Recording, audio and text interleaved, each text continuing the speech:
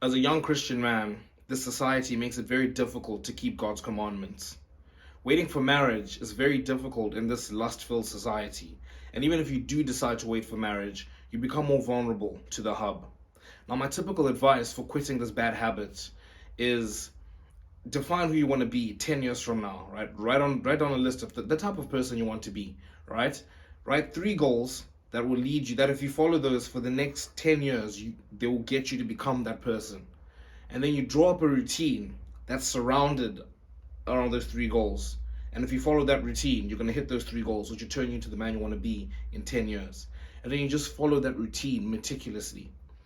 So it's kind of contrary to popular belief, I guess you can say that, where people say, "Oh, do push-ups when you're feeling the urges." All that stuff is stupid. You're never gonna quit it because it's like an addiction. Like you need something else to focus on, right? If you focus on that, like I don't know if you've seen people that are like, people who are like they might be addicted to drugs, and then maybe their daughter's born, and then all of a sudden, just like this, they've changed. Their life has changed completely.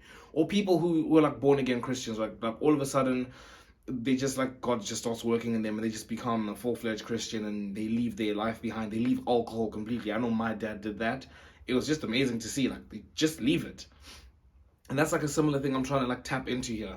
Find a new purpose. And that purpose is becoming the man you want to be like 10 years from now. If you can find some other purpose, that's fine. The idea is just find something else to focus on, something proper, something long term. The reason you're addicted is because we have nothing to do, right? We don't have to, men our age, I'm 21, men our age would have been married now with like a kid on the way, right? That's not us. We've got these phones, we've got unlimited junk food, we've got like everything we need. So that's why we get addicted. That's why it's easy to get addicted. So now you need to find yourself a purpose. Back in the day, like again, if I was married now with like a kid on the way, I've got to be going to work. I've got to be making that money like hard. We don't have that urgency anymore, right? So just find yourself a purpose and build a routine around that. If you don't have a purpose, that purpose should just be, I'm sure you have an idea of the man you want to be, right? Just aim at that. Aim at that, create 3 goals to aim at that, create a routine surrounding that, and just follow that meticulously. And another thing you should watch out for, which I think we are all victims of, not victims, we're the perpetrators. We're all like just lusting over women. Like we need to stop doing that. Like the Bible says that if a man lusts over a woman that is not his wife, he has already committed adultery with her in his heart. When you hear something like that, I want you just to remind yourself every time you're lusting over like a woman that's not your wife.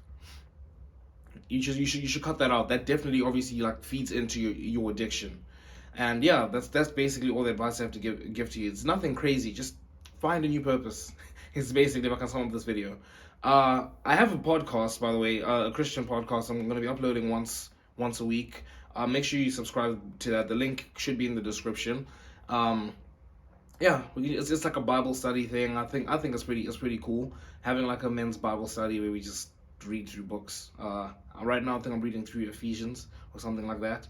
I think that's pretty cool. So if that sounds good to you, make sure you go and subscribe to the podcast. But until next time, see you boys.